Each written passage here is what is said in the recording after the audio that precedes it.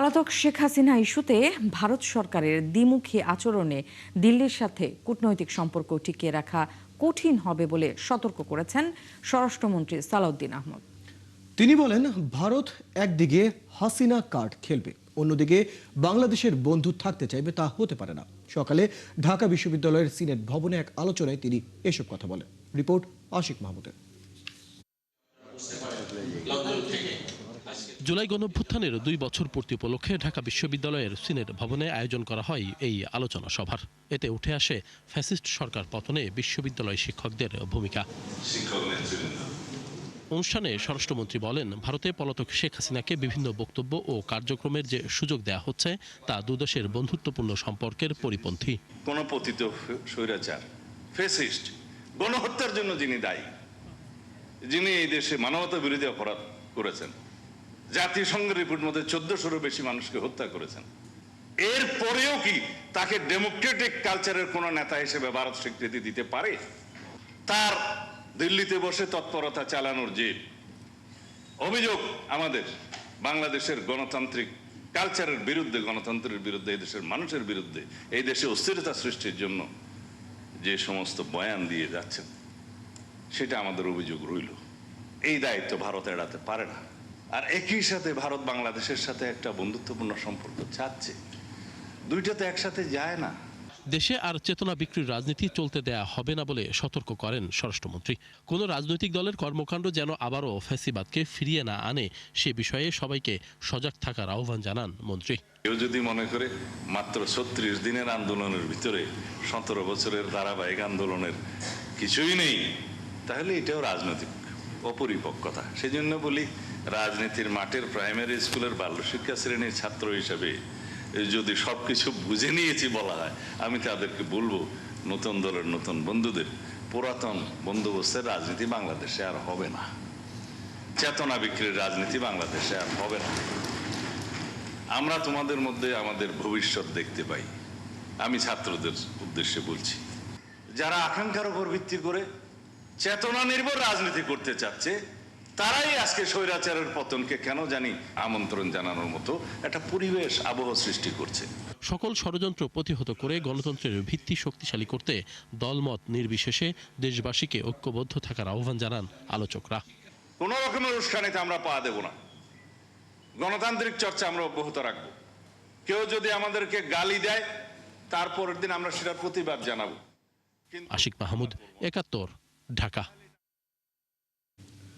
বিরোধী দলীয় নেতার সরকারি বাসভবনে চিত্র প্রদর্শনীতে শেখ মুজিবুর রহমানের ছবি থাকলেও স্বাধীনতার ঘোষক জিয়াউর রহমানের কোনো ছবি না থাকায় ক্ষোভ জানালেন বিএনপির সিনিয়র যুগ্ম মহাসচিব রুহুল কবির রিজভী। সকালে ঢাকা বিশ্ববিদ্যালয়ে আয়োজিত অনুষ্ঠানে তিনি বলেন, প্রদর্শনীতে শেখ মুজিবুর রহমানের 7 মার্চের ভাষণ, মুক্তিযুদ্ধের বিভিন্ন চিত্র ও জুলাই আন্দোলনের ছবি রয়েছে, কিন্তু জিয়াউর রহমানের কোনো ছবি নেই। বিষয়টি রাজনৈতিকভাবে নানা প্রশ্নের জন্ম দেয়। আশিক মাহমুদের আরও একটি রিপোর্ট। গত 5 আগস্ট থেকে বিরোধী দলীয় নেতার মিন্টু রোডের সরকারি বাসভবনে জুলাই এখনও শেষ হয় নাই শিরোনামে চিত্র প্রদর্শনীর আয়োজন করা হয়।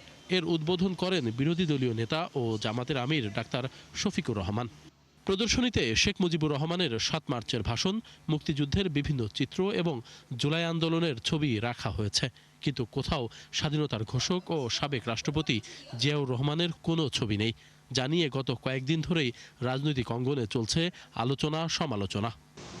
প্রদর্শনীর শেষ দিনে এ নিয়ে ক্ষুব্ধ প্রতিক্রিয়া জানিয়েছেন বিএনপি নেতারা। সকালে ঢাকা বিশ্ববিদ্যালয়ের সিনেট ভবনে আয়োজিত আলোচনা সভায় দলের সিনিয়র যুগ্ম মহাসচিব রুহুল কবির রিজভী বলেন, এর পেছনে রাজনৈতিক তাৎপর্য রয়েছে। বিষয়টি নতুন রাজনৈতিক সমীকরণ এবং ভবিষ্যৎ অবস্থান নিয়ে জনমনে প্রশ্ন তৈরি করেছে বলেও মন্তব্য করেন তিনি। কদিন আগে জামাতের আমিরের বাসায়, সরকারি বাসায় একটা চিত্র প্রদর্শনী হয়েছে।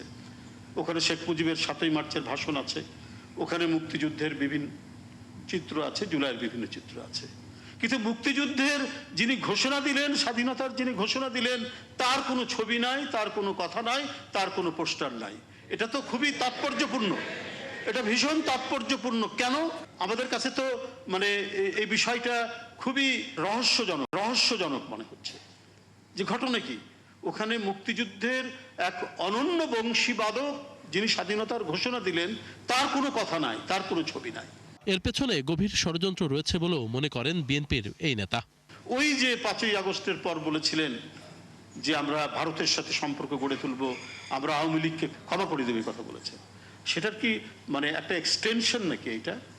এইটা একটা কঠিন, আমি মনে করি একটা চক্রান্তের বেড়াজাল বোনা হচ্ছে, একটা মানে পাতানো পরিস্থিতি তৈরি করে, সন্ত্রাসের পরিস্থিতি তৈরি করে এটাকে অস্থিতিশীল করার একটা প্রচেষ্টা কোনো না কোনোভাবে চালানো হচ্ছে। তারা ভালো মতো এই জিনিসটিকে দেখছেন। মুক্তিযুদ্ধের ইতিহাসের গুরুত্বপূর্ণ ব্যক্তিকে খুব সচেতনভাবে বাদ দিয়ে বিকৃত ইতিহাস উপস্থাপন করা হচ্ছে কিনা তা বিশ্লেষণ করা প্রয়োজন বলেও জানান প্রধানমন্ত্রীর এই রাজনৈতিক উপদেষ্টা। আশিক মাহমুদ, ৭১, ঢাকা। শরিকদের সাথে দ্রুত বৈঠক করে রাষ্ট্রপতি নির্বাচনে প্রার্থী দেওয়ার বিষয়ে চূড়ান্ত সিদ্ধান্ত নেবে জামাত। সকালে রাজধানীতে আলোকচিত্র প্রদর্শনী অনুষ্ঠানে এ তথ্য জানান দলটির আমির ডক্টর শফিকুর রহমান। এ সময় অভিযোগ করেন, আওয়ামী লীগ আমলে জামাতের অনেক নেতা বিচারিক হত্যাকাণ্ডের শিকার হয়েছেন। আরেক অনুষ্ঠানে বিরোধী দলীয় নেতা বলেন, জামাত দেশে শান্তি চাইলেও আঘাত এলে প্রতিহত করবে। শাহরিয়ার ইমতিয়াজের প্রতিবেদন। জুলাই গণঅভ্যুত্থান সহ দেশে নানা আন্দোলনের আলোকচিত্র নিয়ে রাজধানীর মিন্টো রোডে বিরোধী দলীয় নেতার সরকারি বাসভবনে এই প্রদর্শনী। শনিবার সকালে 3 দিনব্যাপী প্রদর্শনীর শেষ দিনে আসেন বিভিন্ন দেশের রাষ্ট্রদূতরা। এ সময় জামাতের শীর্ষ নেতারা তাদের ঘুরে দেখান দেশভাগ থেকে শুরু করে মুক্তিযুদ্ধ ও 24-এর গণঅভ্যুত্থানের পর বিভিন্ন আলোকচিত্র। দেখানো হয় জুলাই গণঅভ্যুত্থানের পর নির্মিত বিশেষ প্রামাণ্যচিত্র। পরে জুলাই গণঅভ্যুত্থান সহ সমসাময়িক নানা বিষয়ে কথা বলেন জামাতের আমির ডক্টর শফিকুর রহমান। তিনি অভিযোগ করেন দলের অনেক নেতাই বিচারিক হত্যাকাণ্ডের শিকার হয়েছে। স্বাধীনতার পরে যাদের ব্যাপারে কোনো ধরনের কোনো অভিযোগ ছিল না, তাদেরকে মিথ্যা অভিযোগে তারা বিচারের মুখোমুখি করার নামে কার্যত বিচারিক হত্যাকাণ্ডের দিকেই নিয়ে গেল। জানান রাষ্ট্রপতি নির্বাচনে প্রার্থী দেওয়ার বিষয়ে 11 দলীয় ঐক্যের শরিকদের সঙ্গে বৈঠক শেষেই সিদ্ধান্ত নিতে চায় জামাত। আমরা আজকে সন্ধ্যায় আশা করি একটা কনক্লুশনে পৌঁছব দলীয়ভাবে। তবে যেহেতু আমরা 11 দলের ভিত্তিতে চলছি, আমরা সিদ্ধান্তটা ফাইনাল করব 11 দলের ব্যানারে ইনশাআল্লাহ। দুপুরে রাজধানীর আইটিবি ভবনে জাতীয় ওলামা প্রতিনিধি সম্মেলনে যোগ দেন জামাতের আমির সহ দলের কেন্দ্রীয় নেতারা। এ সময় শফিকুর রহমান বলেন, যুদ্ধ নয়, শান্তি চায় জামাত। এই জামানায় এবং আগামী জামানায় যেটা দরকার হবে সেটা দিয়ে যারা মোকাবিলা করতে চান তাদেরকে মোকাবিলা করতে হবে। আমরা দুনিয়ায় যুদ্ধ চাই না, শান্তি চাই।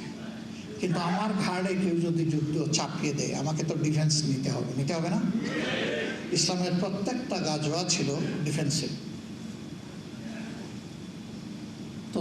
নির্দিষ্ট তথ্যের ভিত্তিতে সংগঠিত হয়েছে। আক্রমণ করা হবে, মাটির সাথে মিশিয়ে দেওয়া। জামাত নিজেদের বিজয় নয়, মানবতার বিজয় চান বলে মন্তব্য করেন দলটির আমির। আজকে ইসলামের বিরুদ্ধে অনেক। শাহরিয়ার ইমতিয়াজ, ৭১, ঢাকা। ১/১১ সময় ডিজিএফআই এর জেআইসি সেল অথবা আয়নাঘরে বর্তমান প্রধানমন্ত্রী তারেক রহমানকে বন্দী রেখে নির্মম নির্যাতন করা হয়েছিল। এই সংক্রান্ত পর্যাপ্ত তথ্য প্রমাণ পাওয়ার কথা জানিয়েছেন আন্তর্জাতিক অপরাধ ট্রাইব্যুনালের চিফ প্রসিকিউটর। তিনি এ সময় বলেন, ফ্যাসিস্ট আমলে ভিন্ন মতের মানুষদের ধরে এনে এই টর্চার সেলে দিনের পর দিন আটকে রেখে চালানো হতো অমানবিক নির্যাতন। বিস্তারিত জানাচ্ছেন মাইনুল মারুফ। একটি অন্ধকার করিডোর, চারপাশের দেয়াল এতটা নিঃশব্দ, ভেতর থেকে ভেসে আসা আর্তনাদও যেন আটকে যেত সেখানেই। অভিযোগ, ঢাকা সেনানিবাসে ডিজিএফআইয়ের সদর দপ্তরে অবস্থিত 2তলা ভবনের নিচতলায় থাকা সংকীর্ণ 26টি কুঠুরিতে বছরের পর বছর বন্দি রেখে নির্যাতন করা হতো ফ্যাসিস্ট আওয়ামী লীগ সরকারের বিরোধী মতের মানুষদের। 17 বছর আওয়ামী লীগ শাসনামলে গুম, নির্যাতন আর বন্দিত্বের যে ভয়াবহ চিত্রের অভিযোগ উঠে এসেছে, তারই যেন নীরব সাক্ষী এই গোপন বন্দিশালা, যেটি পরিচিতি পেয়েছে ডিজিএফআইয়ের আয়নাঘর নামে।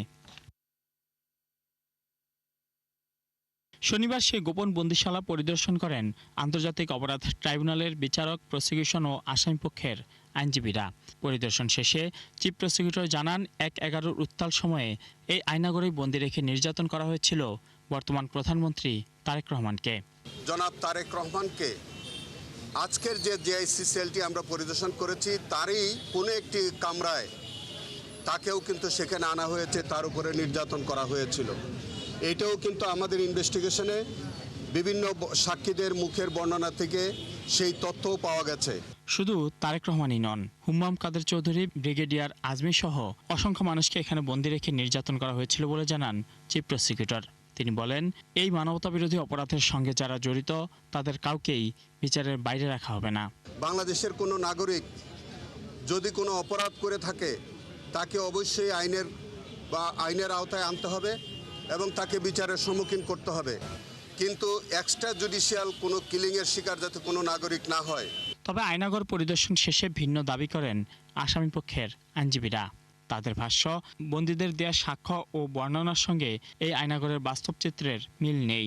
মিস্টার আজমি জবানবন্দিতে বলেছেন যে তিনি জেআইসির অধীনে অর্থাৎ ডিজিএফের বন্দিশালায় থাকার সময় আলো, বাতাস, চন্দ্র, সূর্য, গাছপালা কোনো কিছু দেখেন নাই, অথচ আজকে যে রুমটি 17 ফিট বা 21 ফিটের নামে যে এসি রুমের টাইলস করা যে রুমটি দেখানো হয়েছে, সেই রুমে কিন্তু দুটো জানালা আছে। এর আগে গত শনিবার র্যাবের গোপন বন্দিশালা টিএফআই সেল পরিদর্শন করেন আন্তর্জাতিক অপরাধ ট্রাইব্যুনাল 1-এর 3 বিচারপতি সহ প্রসিকিউশন ও আসামিপক্ষের আইনজীবীরা। মাইনুল মারুফ, ৭১, ঢাকা। জুলাই গণঅভ্যুত্থান স্মৃতি জাদুঘরকে জাতীয় ইতিহাস চর্চার কেন্দ্র হিসেবে গড়ে তোলার আহ্বান জানিয়েছেন এনসিপির আহ্বায়ক নাহিদ ইসলাম। সকালে জুলাই স্মৃতি জাদুঘর পরিদর্শন শেষে তিনি এই কথা বলেন। এদিকে উদ্বোধনের তৃতীয় দিনেও জাদুঘরে সাধারণ দর্শনার্থীদের উপচে পড়া ভিড়। তবে উচ্ছ্বাসের পাশাপাশি অব্যবস্থাপনা নিয়েও অভিযোগ করেন কেউ কেউ। বিস্তারিত জানাচ্ছেন ইমতিয়াজ সনি। শনিবার সকাল ৯টায় জুলাই স্মৃতি জাদুঘর পরিদর্শনে আসেন ২৪-এর গণঅভ্যুত্থানের নেতৃত্ব দেওয়া জুলাই যোদ্ধা নাহিদ ইসলাম। এই সময় সহকর্মীদের সাথে নিয়ে জাদুঘরের বিভিন্ন গ্যালারি ঘুরে দেখেন তিনি। জুলাই গণঅভ্যুত্থানের সময়কার বিভিন্ন আলোকচিত্র, গুরুত্বপূর্ণ দলিল, স্মারক ঘুরে দেখেন এনসিপির নেতারা। পরিদর্শন শেষে জাদুঘরের প্রদর্শনী ও বিন্যাস নিয়ে অসন্তোষের কথা জানান নাহিদ ইসলাম। বলেন, জুলাই গণঅভ্যুত্থানের ইতিহাস কোনো রাজনৈতিক দলের নয়, এটি জাতীয় ইতিহাসের অংশ।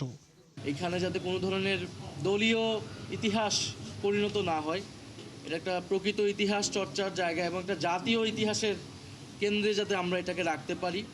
ভারতের সাথে বাংলাদেশের কূটনৈতিক সম্পর্ক নিয়েও বিএনপির সমালোচনা করেন বিরোধী দলীয় চিফ হুইপ। তার দাবি, ভারতের বিষয়ে বিএনপি ভীতির রাজনীতি করছে। বিএনপি হয়তো ভারতকে ভয় পাচ্ছে, তারা সবার আগে বাংলাদেশ বললেও আমরা দেখছি যে এখানে সীমান্ত হত্যার একটা সেগমেন্ট ছিল। আমাদের যেই সীমান্তে আমাদের যে সকল ভাই বোনেরা হত্যাকাণ্ডের শিকার হয়েছে বিএসএফ ভারতীয় বাহিনী দ্বারা, প্রায় তাদের একটা তালিকা ছিল, ফেলানির একটা ভাস্কর্য ছিল, সেই জিনিসগুলো সরিয়ে ফেলা হয়েছে। মোদি বিরোধী আন্দোলনের কিছু স্মৃতি ছবি ছিল, সেটা সরিয়ে ফেলা হয়েছে।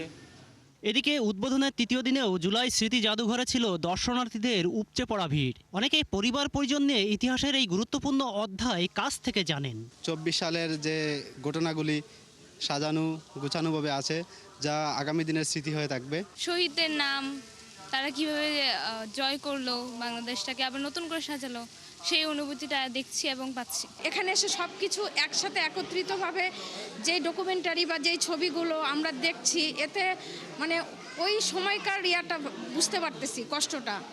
জুলাই গণঅভ্যুত্থানের নানা স্মৃতি নিয়ে দর্শনার্থীদের চোখে মুখে ছিল উচ্ছ্বাস। তবে জাদুঘরের বেশ কিছু অব্যবস্থাপনা নিয়ে ক্ষোভ জানান কেউ কেউ। জুলাই আন্দোলনের প্রথম শহীদ আবু সাঈদের ছবি এখানে নাই। এটা হচ্ছে জাতির জন্য অত্যন্ত দুঃখজনক। এটাতে অনেক ঘাটতি আছে, অনেক মিসিং আছে। এন্ট্রান্স যে পথটা, এটা যেন আরও প্রশস্তিত করা হয়, কারণ এখানে অনেক গ্যাদারিং হয়। মহিলাদের জন্য একটা লাইন রাখা দরকার, পুরুষদের জন্য একটা লাইন রাখা দরকার। জুলাই গণঅভ্যুত্থানের স্মৃতি ও ইতিহাস ভবিষ্যৎ প্রজন্মের কাছে তুলে ধরতে এই জাদুঘরকে আরও সমৃদ্ধ করার দাবি দর্শনার্থীদের। ইমতিয়াজ সনি, ৭১, ঢাকা।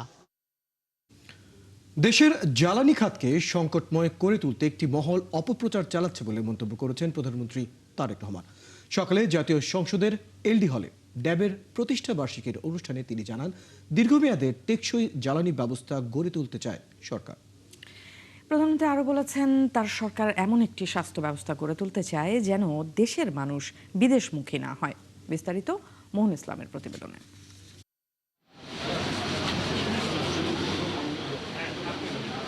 চিকিৎসকদের সংগঠন ড্যাবের ৩৭তম প্রতিষ্ঠাবার্ষিকী। জাতীয় সংসদের এলডি হলে প্রতিষ্ঠাবার্ষিকীর আনুষ্ঠানিকতায় যোগ দেন প্রধানমন্ত্রী তারেক রহমান।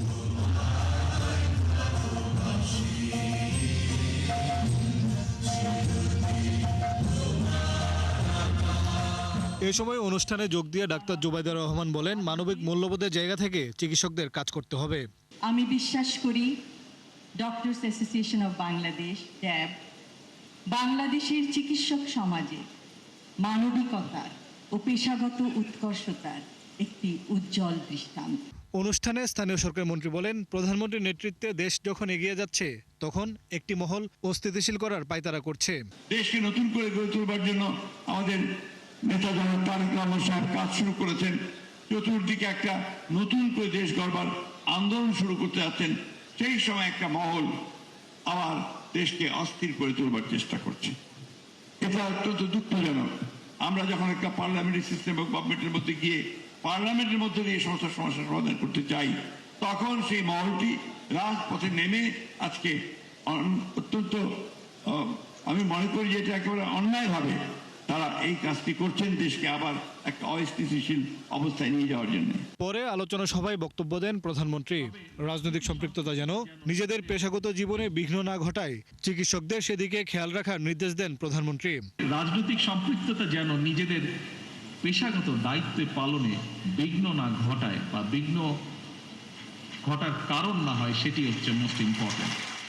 বলেন, সরকার এমন একটি স্বাস্থ্য ব্যবস্থা গড়ে তুলতে চায় যেন দেশের সব মানুষ মানসম্মত চিকিৎসা পায়। আমরা সকলে মিলে এমন একটি চিকিৎসা বান্ধব বাংলাদেশ গড়ে তুলি যেখানে দেশের প্রতিটি মানুষ মানসম্মত স্বাস্থ্য সেবা পাবে এবং উন্নত চিকিৎসার জন্য বিদেশমুখী হবে না আর, ইনশাআল্লাহ।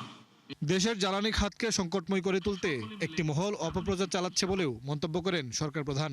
একটি চক্র খুব সুকৌশলে জ্বালানি কিংবা বিদ্যুৎ সেক্টরকে অস্থিতিশীল করার জন্য বেশ সক্রিয় তারা বিভিন্নভাবে বিভিন্ন বিভ্রান্তিকর বক্তব্য উপস্থাপন করছে।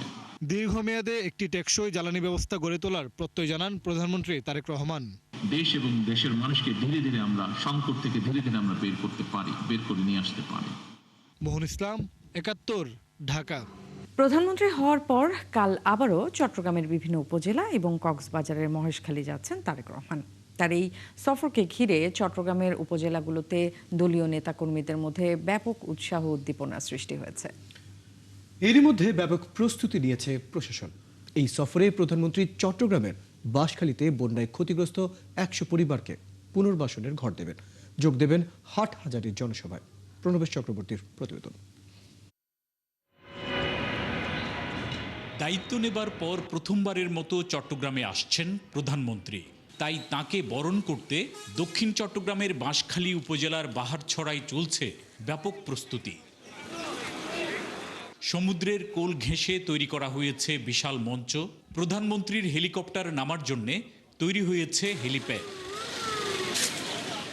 রোববার সকালে কক্সবাজারের মহেশখালীতে বিভিন্ন প্রকল্প কার্যক্রম পরিদর্শন শেষে প্রধানমন্ত্রী হেলিকপ্টার যোগে প্রথমে আসবেন বাঁশখালীর বাহারছড়ার সৈকতের কাছে। এখানে সাম্প্রতিক বন্যায় ঘরহারা পরিবারগুলোর পুনর্বাসনে তুলে দেবেন নতুন ঘরের চাবি, দেবেন ত্রাণ সামগ্রী।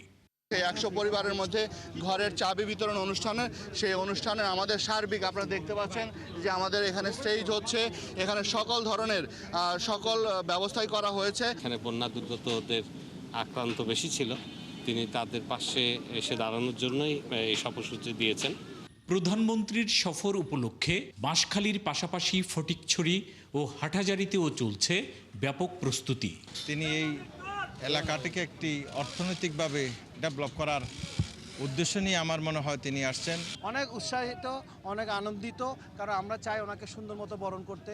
কারণ উনি যে মাতার বাড়ি থেকে হেলিকপ্টার যুগে এখানে আসবেন, উনি অবশ্যই দেখবেন যে বাঁশখালীতে কি অবস্থা, উনি দেখবেন। কথা যেটা দিয়েছেন সেটা উনি পালন করতেছে, সেজন্য আমরা সবাই অনেক আনন্দিত। প্রধানমন্ত্রী ফটিকছড়িতে বাবুনগর মাদ্রাসায় সাক্ষাৎ করবেন হেফাজতে ইসলামের আমির মহিবুল্লাহ বাবুনগরীর সঙ্গে। এরপর সড়ক পথে যাবেন হাটহাজারী। সেখানে হেফাজতে ইসলামের প্রতিষ্ঠাতা আমির প্রয়াত শাহ আহমেদ শফির কবর জিয়ারত করবেন। পরে কলেজ মাঠে যোগ দেবেন বন্যায় ক্ষতিগ্রস্তদের পুনর্বাসন অনুষ্ঠান ও সমাবেশে।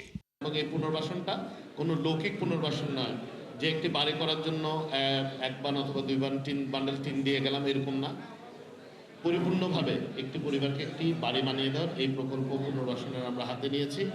সন্ধ্যায় নগরীর রেডিসন ব্লুতে চট্টগ্রাম বিএনপির সাংগঠনিক সভায় যোগ দেবেন প্রধানমন্ত্রী। চট্টগ্রামের 3 জেলা, চট্টগ্রাম মহানগর, চট্টগ্রাম উত্তর এবং দক্ষিণের একেবারে উপজেলা পর্যন্ত নেতৃবৃন্দের সাথে, বিএনপি এবং অঙ্গ সহযোগী সংগঠনের নেতৃবৃন্দের সাথে উনি ওপেন হাউস মত বিনিময় করবেন। প্রধানমন্ত্রীর সফর ঘিরে চট্টগ্রামের নির্ধারিত উপজেলাগুলোতে নিরাপত্তা ব্যবস্থা বাড়ানো হয়েছে। প্রণবেশ চক্রবর্তী, ৭১, চট্টগ্রাম। শুল্কমুক্ত সুবিধায় কাঁচামাল এনে খোলা বাজারে বিক্রি করেছে চট্টগ্রামের জেএমএস গার্মেন্টস, যাতে সহায়তা করেছে C&F এজেন্ট, কাস্টমস ও ইপিজেড কর্মকর্তারা। চট্টগ্রাম বন্ড কমিশনারেটের অভিযোগ অনুযায়ী এই প্রক্রিয়ায় বিক্রি করা হয় ১৪,০০০ টন কাঁচামাল, যার মাধ্যমে শুল্ক ফাঁকি দেওয়া হয়েছে ৫৮৫ কোটি টাকা। একই সাথে ব্যাংকেও তৈরি হয়েছে ১১৮ কোটি টাকার দায়। রুহুল আমিনের রিপোর্ট। বিপুল দায়দেনা আর অনিয়মের কারণে বছরখানেক ধরেই বন্ধ চট্টগ্রামের CEPZ এর ফাল্গুন গ্রুপের জেএমএস গার্মেন্টস। অভিযোগের ভিত্তিতে সম্প্রতি গার্মেন্টসটির আমদানি করা শুল্কমুক্ত কাঁচামাল পরিস্থিতি নিরীক্ষা করে বন্ড কমিশনারেট। পাওয়া যায় ব্যাপক গরমিল। প্রতিবেদন অনুযায়ী বন্ড সুবিধার আওতায় আনা কাঁচামালের মধ্যে গুদামে পাওয়া যায়নি ৯৫০০ টন ফেব্রিক্স, ৫,০০০ টনের বেশি অ্যাক্সেসরিজ ও ৬৭ টন প্যাকেজিং ম্যাটেরিয়ালস। অর্থাৎ এগুলো বিক্রি করে দেয়া হয়েছে খোলা বাজারে। প্রতিষ্ঠানটিকে দেয়া কারণ দর্শানোর নোটিশে ৫৮৫ কোটি টাকা শুল্ক কর ফাঁকির অভিযোগ আনে NBR এর চট্টগ্রাম বন্ড কমিশনারেট। এই বিশ্লেষক বলছেন, অভিযোগ প্রমাণ হলে দ্বিগুণ জরিমানা গুনতে হবে প্রতিষ্ঠানটিকে। আমি যখন বন্ড সুবিধাকে অপব্যবহার করব, সে অনুযায়ী বন্ডের আইন মোতাবেক আমার প্রতি আইনানুগ ব্যবস্থা নেবে। সেই আইনানুগ ব্যবস্থা হচ্ছে শুল্ক ডিউটি আমাকে আদায় করবে, অর্থাৎ আমি বন্ড সুবিধায় যে নিয়ে আসে সেই শুল্ক ডিউটি আদায় হবে সরকার।